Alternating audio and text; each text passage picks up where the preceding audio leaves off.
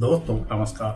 भारतीय संस्कृति में जिस प्रकार गणेश जी को शुभ का प्रतीक माना जाता है, उसी प्रकार चीन में लाफिंग बुद्धा को शुभ और संपत्ति का देवता माना जाता है। गणेश जी की पूजा हर शुभ कार्य से पहले होती है। उसी प्रकार वर्तमान दौर में लाफिंग बुद्धा को घर, दुकान में वास्तु को बेहतर बनाने और सकारात्मक ऊर्जा के लिए किया जाता है। जैसे गणेश जी भारतीय परंपरा में प्रथम पूज्य हैं, ठीक वैसे ही लाफिंग बुद्धा चीन में सर्वमान्य देवता के रूप में आस्था के प्रतीक है। ऐसे में कौतूहल होता है कि क्या उनमें कोई समानता है। मोटे तौर पर लंबोदर और लाफिंग बुद्धा का मोटा पेट उनमें एक दूसरे का पर्याय होने का आभास देता है। हालांकि गणेश जी और लाफिंग बुद्धा दो अलग अलग परंपराओं के प्रतीक हैं, फिर भी जनमानस में इनके बीच कई समानताएं देखी जाती हैं। यही कारण है कि लोग दोनों को सुख, समृद्धि और सौभाग्य से जोड़ते हैं। गणेश जी को प्रसन्न वदन कहा गया है। वे मुस्कुराते हुए विघ्न हरते हैं। इसी प्रकार लाफिंग बुद्धा का पूरा व्यक्तित्व ही हंसी और खिलखिलाहट का प्रतीक है। गणेश जी को धन, बुद्धि और सफलता का दाता माना जाता है।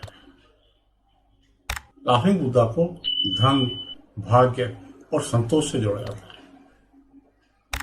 दोनों अभाव से नहीं, पूर्णता से जीने का भाव सिखाते हैं।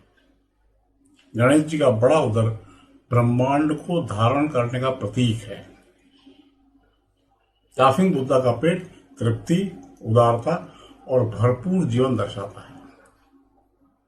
गणेश जी और लाफिंग बुद्धा दोनों हंसी, संतोष, समृद्धि और जीवन की बाधाओं को सहजता से पार करने का संदेश देते हैं। एक भक्ति मार्ग से, दूसरा जीवन दर्शन के माध्यम से। लाफिंग बुद्धा के बारे में बहुत सारी बातें प्रचलित हैं।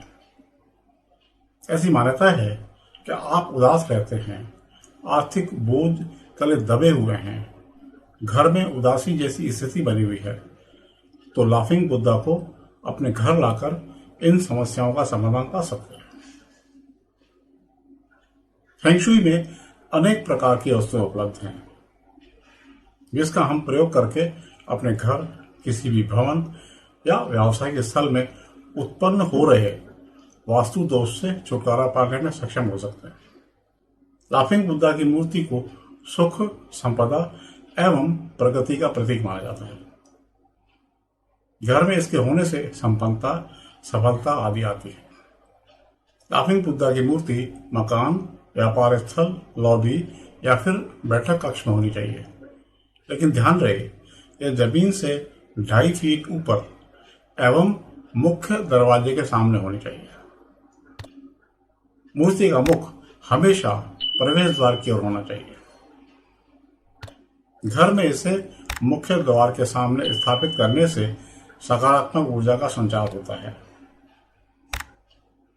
आगंतुकों पर भी इसका प्रभाव पड़ता है। इसकी अलग अलग मुद्राएं होती हैं, इसका फल भी अलग अलग बताया गया है। चीनी मान्यता अनुसार इसे बेडरूम में नहीं रखा जाता। घर में इनकी स्थापना से धन दौलत का आगमन निश्चित माना जाता है।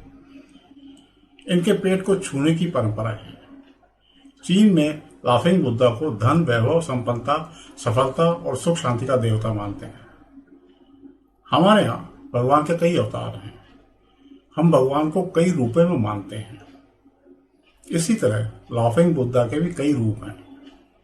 उनमें खासकर धन की पोटली लिए हुए, दोनों हाथों में कमंडल लिए हुए, वो लू एक प्रकार का फल लिए हुए, ड्रैगन के साथ बैठे हुए, कमंडल में बैठे हुए और कई बच्चों के साथ बैठे हुए बुद्धा प्रमुख हैं।